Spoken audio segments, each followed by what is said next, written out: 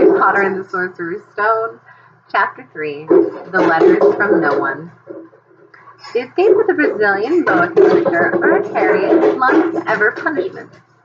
By the time he was allowed out of his cupboard again, the summer holidays had started, and Dudley had already broken his new cinecamera, crashed his remote control aeroplane, and knocked over Mrs. Figg first time out on his racing bike when she was crossing Privet Drive on her crutches. Harry was glad school was over, but there was no escaping Dudley's gang, who visited the house most every day. Piers, Dennis, Malcolm, and Gordon were all big and stupid, but as Dudley was the biggest and stupidest, he was the leader. The rest of them were all quite happy to join in Dudley's favorite sport, Harry hunting. This is why Harry spent as much time as possible out of the house, wandering around and thinking about the end of the holidays, where he could see a tiny ray of hope. When September came, he'd be going off to secondary school, and for the first time in his life, he wouldn't be with Dudley. Dudley had a place at Uncle Vernon's old school, Smeltings. Piers Polkiss was going there too. Harry, on the other hand, was going to the local comprehensive. Dudley thought this was very funny. They stuffed people's heads down the toilet first day at Stonewall, he told Harry. Want to come upstairs and practice? No thanks, said Harry. Poor toilets never had anything as horrible as your head down it. It might be sick. Then he ran before Dudley could work out what he had said. One day in July, Aunt Petunia took Dudley to London to buy his Smeltings uniform, leaving Harry at Mrs. Figg's.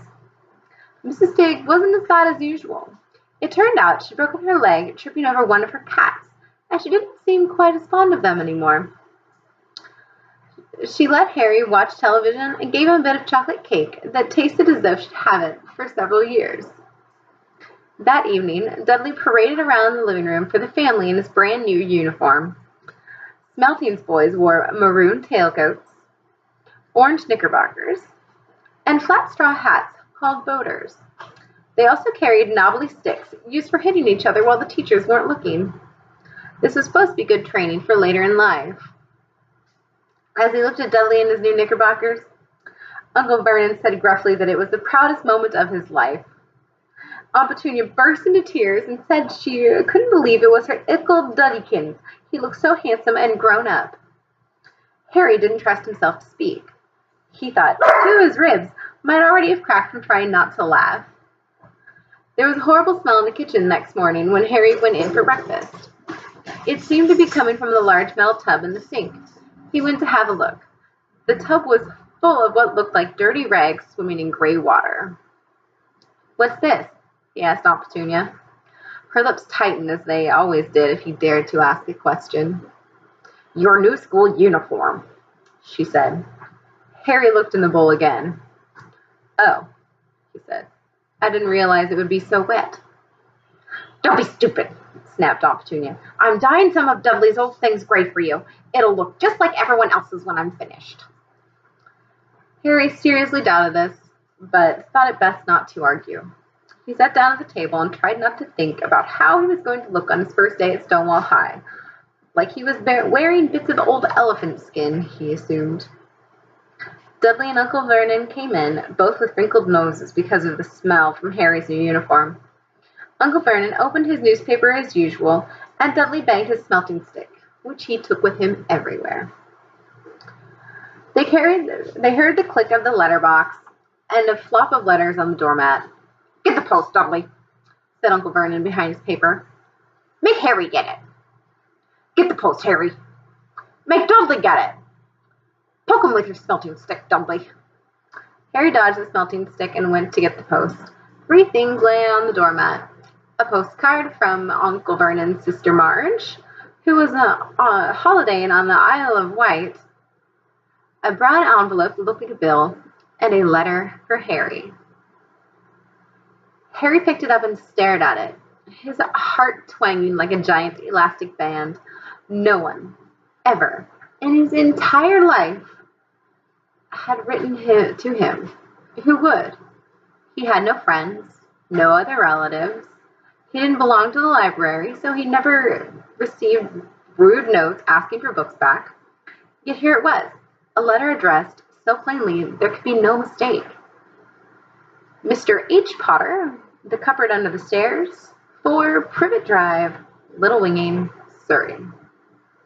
The envelope was thick and heavy, made of yellowish parchment, and the address was written in emerald green ink. There was no stamp. Turning the envelope over, his hand trembling, Harry saw a purple wax seal bearing a coat of arms, a lion, an eagle, a badger, and a snake, surrounding a large letter H. Hurry up, boy, shouted Uncle Vernon from the kitchen. What are you doing, checking for letter bombs? He chuckled at his own joke. Harry went back to the kitchen, still staring at his letter. He handed Uncle Vernon the bill and the postcard, sat down, and slowly began to open the yellow envelope. Uncle Vernon ripped open the bill, snorted in disgust, and flipped over the postcard. Marge is ill, he informed Aunt Petunia. Ate a funny whelk. Dad, said Dudley suddenly. Dad, Harry's got something. Harry was on the point of unfolding this letter, which was written on the same heavy parchment as the envelope, when it was jerked sharply out of his hand by Uncle Vernon. That's mine, said Harry, trying to snatch it back. Who'll be writing to you? Sneered Uncle Vernon, shaking the letter open with one hand and glancing at it. His face went from red to green faster than a stoplight. It didn't stop there. Within seconds, it was the grayish white of old porridge. Petunia! He gasped. Dudley tried to grab the letter to read it, but Uncle Vernon held it high out of his reach. Aunt Petunia took it curiously and read the first line. For a moment, it looked as though she might faint. She clutched her throat and made a choking noise. Vernon! Oh my goodness, Vernon! They stared at each other, seeming to have forgotten Harry and Dudley were still in the room.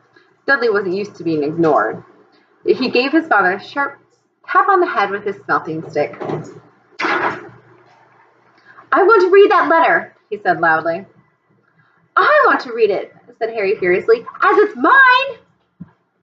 Get out, both of you, croaked Uncle Vernon, stuffing the letter back inside its envelope. Harry didn't move.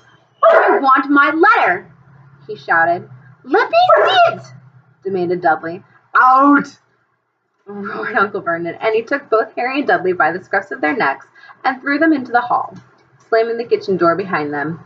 Harry and Dudley promptly had a furious fight, but silent fight, over who would listen at the keyhole.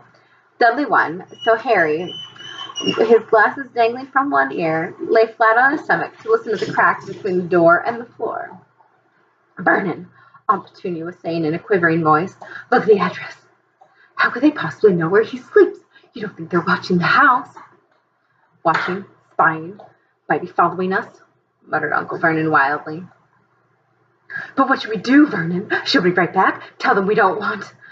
Harry could see Uncle Vernon's shiny black shoes pacing up and down the kitchen. No, he said finally. No, we'll ignore it. If they don't get an answer, yes, that's best. We won't do anything. But I'm not having one in the house, Petunia. Didn't we swear when we took him in we'd stay about this dangerous nonsense? That evening, when he got back from work, Uncle Vernon did something he'd never done before. He visited Harry in his cupboard. Where's my letter? Said Harry the moment Uncle Vernon had squeezed his door. Who's writing to me? No one. It was addressed to you by mistake, said Uncle Vernon shortly. I have burned it. It was not a mistake, said Harry angrily. It had my cupboard on it. Silence, yelled Uncle Vernon, and a couple of spiders fell from the ceiling. He took a few deep breaths and then forced his face into a smile, which looked quite painful. Harry, about this cupboard. Your aunt and I have been thinking you're getting a bit big for it. We think it would be nice if you moved into Dudley's second bedroom. Why? Said Harry. Don't ask questions, snapped his uncle. Take this stuff upstairs now. The Dursleys' house had 4 bedrooms. One for Uncle Vernon and Aunt Petunia, one for visitors, usually Uncle Vernon's sister Marge, and one where Dudley slept, and one where Dudley kept all toys and things that wouldn't fit into his first bedroom. It only took Harry one trip upstairs to move everything he owned from the cupboard to this room. He sat down on the bed and stared around him. Nearly everything in here was broken. The month-old cinema camera was lying on top of a small, working tank, Dudley had once driven over the next door's dog. In the corner was Dudley's first ever television set, which he put his foot through when his favorite program had been canceled. There was a large bird cage, which had once held a parrot that Dudley had swapped at school for a real air rifle, which was up on a shelf at the end of vent because Dudley had sat on it. Other shelves were full of books. They were the only things in the room that looked as though they had never been touched. And from downstairs came the sound of Dudley's bawling at his mother. "I don't want him in there! I need that room! Make him get out!" Harry sighed and stretched out on the bed. Yesterday he'd have given anything to be up here. Today he'd rather be back in his cupboard with that letter than up here without it. Next morning at breakfast, everyone was rather quiet. Dudley wasn't shocked. He'd screamed, whacked his father with a smelting stick, been sick on purpose, kicked his mother, and through the greenhouse roof. And he still didn't have his room back. Harry was thinking about this time yesterday and bitterly wishing he'd opened the letter in the hall. Uncle Vernon and Aunt Petunia kept looking at each other darkly. When the post arrived, Uncle Vernon, who seemed to be trying to be nice to Harry, made Dudley go and get it. They heard him banging things with a smelting stick all the way up down the hall. Then he shouted, "There's another one! Mr. H. Potter, the smallest bedroom, 4 Privet Drive." With a strangled cry, Uncle Vernon leapt to his feet and ran down the hall, Harry right behind him. Uncle Vernon had to wrestle Dudley to the ground to get the letter from him, which was made difficult by the fact that Harry had grabbed Uncle Vernon around the neck from behind. After a minute of confused fighting, in which everyone got hit a lot by the smelting stick, Uncle Vernon straightened up, gasping for breath, with Harry's letter clenched in his hand. "Go to your cupboard. Your bedroom," he wheezed at Harry. "Dudley, just go." Harry walked round and round his new room. Someone knew he had moved out of his cupboard, and they seemed to know he hadn't received his first letter. Surely that meant they'd tried, and this time he'd make sure they didn't fail. He had a plan. The repaired alarm clock rang at 6 o'clock the next morning. Harry turned it off quickly and dressed silently. He mustn't wake the Dursleys. He stole downstairs without turning on any of the lights.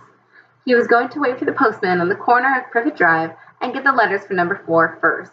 His heart hammered as he crept down across the dark hall towards the front door. "Ah!" Harry leapt in the air. He'd trodden on something big and squashy on the doormat. Something alive. Lights clicked on upstairs, and to his horror, Harry realized that the big squashy something had been his uncle's face. Uncle Vernon had been lying at the foot of the front door in a sleeping bag, clearly making sure that Harry didn't do exactly what he'd been trying to do. He shouted at Harry for about half an hour and then told him to go and make a cup of tea.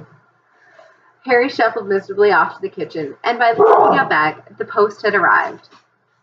Right onto Uncle Vernon's lap. Harry could see 3 letters addressed in green ink.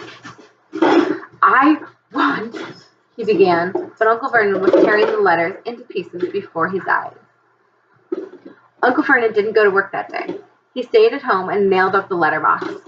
"See," he explained to Aunt Petunia, through a mouthful of nails, "if they can't deliver, they'll just give up." "I'm not sure that'll work, Vernon."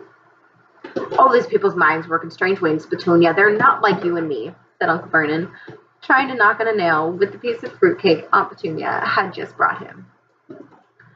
On Friday, no fewer than 12 letters arrived for Harry.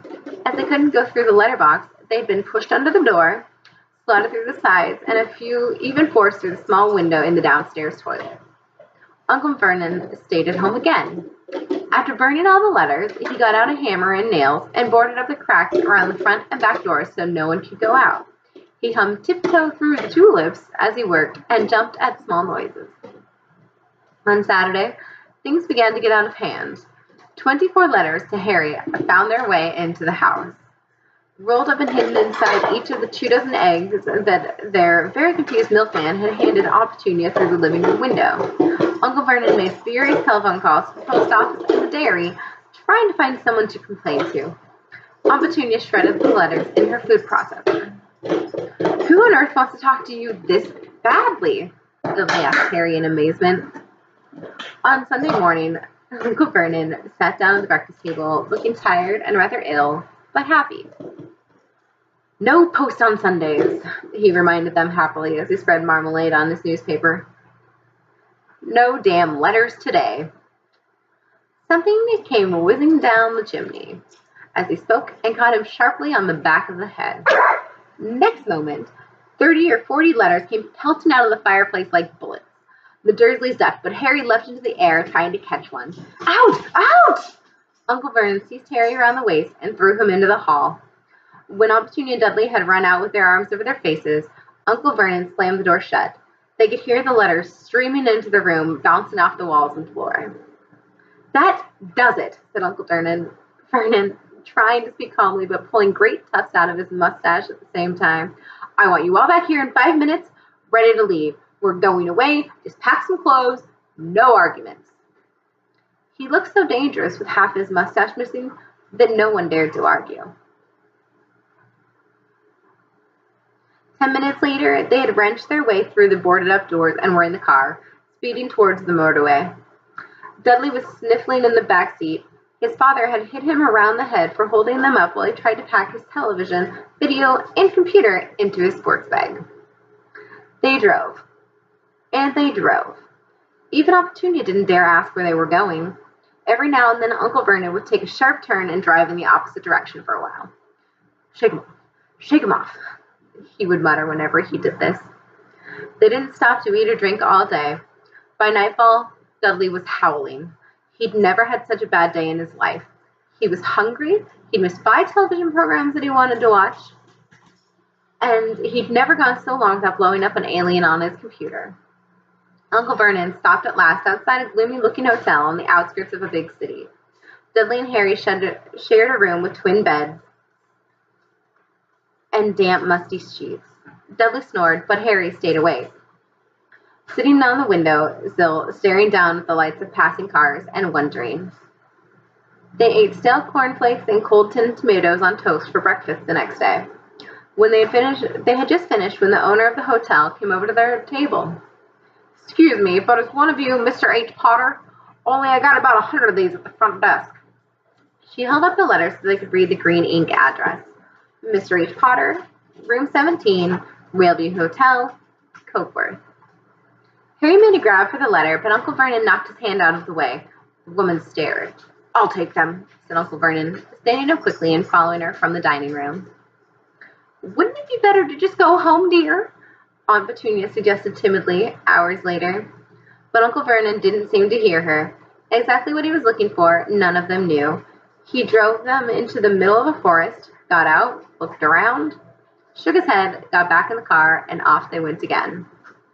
The same thing happened in the middle of a plow field, halfway across the suspension bridge, and at the top of a multi-story car park. Daddy's gone mad, hasn't he? Dudley asked Aunt Petunia dully late that afternoon. Uncle Vernon had parked at the coast, locked them all inside the car, and disappeared. It started to rain. Great drops beat on the roof of the car. Dudley sniveled. It's Monday, he told his mother. The great Humberto's on tonight. I want to stay somewhere with a television. Monday.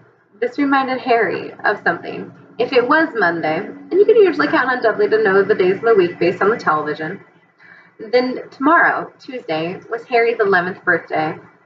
Of course, his birthdays were never exactly fun. Last year, the Dursleys had given him a coat hanger and a pair of Uncle Vernon's old socks. Still, you weren't 11 every day. Uncle Vernon was back, and he was smiling. He was also carrying a long, thin package, and didn't answer Aunt Petunia when she asked what it was. Found the perfect place, he said. Come on, everybody out. It was very cold outside the car. Uncle Vernon was pointing at what looked like a large rock way out to sea. Perched on top of the rock was the most miserable little shack you could imagine. One thing was certain, there was no television in there. Storm forecast for tonight, said Uncle Vernon gleefully, clapping his hands together, and this gentleman's kindly agreed to lend us his boat. A toothless old man came ambling up to them, pointing with a rather wicked grin at an old rowing boat bobbing on the iron-gray water below them. I've already got us some rations, said Uncle Vernon, so all aboard. It was freezing in the boat. Icy sea spray and rain crept down their necks, and a chilly wind whipped their faces.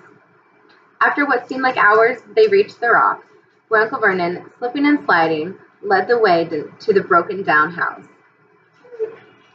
The inside was horrible. It smelled strongly of seaweed, the wind whistled through the gaps in the wooden walls, and the fireplace was damp and empty. There were only 2 rooms. Uncle Vernon's rations turned out to be a pack of crisps each and 4 bananas. He tried to start a fire, but the empty crisp packets just smoldered and shriveled up. "Could do with some of those litter now, eh?" he said cheerfully. He was in a very good mood. Obviously, he thought nobody stood a chance of reaching them here in a storm to deliver post. Harry privately agreed, though the thought didn't cheer him up at all. As night fell, the promised storm blew up around them. Spray from the high waves splattered the walls of the hut, and a fierce wind rattled the filthy windows. Aunt Petunia found a few moldy blankets in the second room and made up a bed for Dudley on the moth-eaten sofa. She and Uncle Vernon went off to the lumpy bed next door, and Harry was left to find the softest bit of floor he could, and to curl up on the thinnest, most ragged blanket. The storm raged more and more ferociously as the night went on. Harry couldn't sleep. He shivered and turned over, trying to get comfortable, his stomach rumbling with hunger. Dudley's snores were drowned by the low rolls of thunder that started near midnight.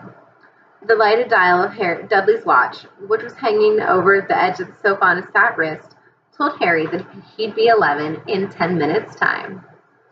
He lay and watched his birthday tick nearer, wondering if the Dursleys would remember it all, wondering where the letter writer was now. 5 minutes to go. Harry heard something creak outside. He hoped the roof wasn't going to fall in, although he might be warmer if it did. 4 minutes to go.